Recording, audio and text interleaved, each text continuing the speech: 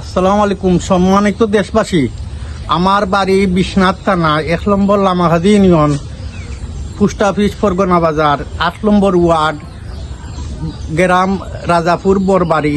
আমার নাম মোহাম্মদ গুলাম আলী। আমি আপনার সুস্থ মানুষ আসলাম। ডায়াবেটিসে আমার দুইটা চোখ আজকে নাই, আমি আজকে দুনিয়ার আলো দেখলাম না।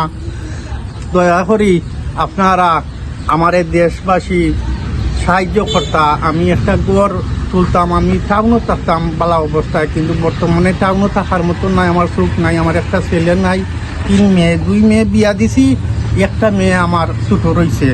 তখন আপনারা সহযোগিতা সাহায্য দরকার।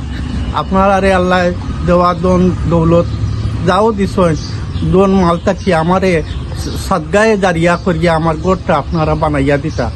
আমি আশা করছি, আশাবাদী, যতদিন বাঁচিয়া থাকমু আপনারা দোয়া করমু কামনা করিয়া। আসসালামু আলাইকুম।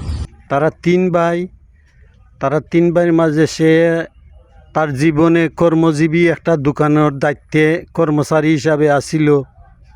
সে এখন যেহেতু ডায়াবেটিস রোগ হওয়ার পরে তার যে কেসকে বিটেল সব কিছু গুয়াইয়া, বিটেও মাটি কিছু আসিল গুয়াইয়া, এখন শেষ পর্যন্ত প্রিয় বিশ্বনাথবাসী এবং সিলেটবাসী, দেশবাসী সবার কাছে সে খরজুরে বিজ্ঞা স্যার এবং সাহায্য স্যার। আমিও আমার বাতিজার জন্য, আমিও এলাকাবাসী এবং বিশ্বনাথ প্রিয় দেশবাসী সিলেটবাসী সবার গেছে, আমিও তার জন্য সাহায্য চাই। যে একজন অন্ধ মানুষরে যদি কেউ 10টা টাকা আল্লাহর ওয়াস্তে দেয়, 1টা টাকা দিলে 70টা নেকি পায়। সেই হিসাবে এই অন্ধ মানুষটার পাশে বিত্তবান যে বা যারা দেশ এবং প্রবাসে যাবা আছেন সবাইরে আমি খরজুরে ভিক্ষা চাইমু যে এই অন্ধ মানুষটার পাশে আমরা দাঁড়ানোর জন্য।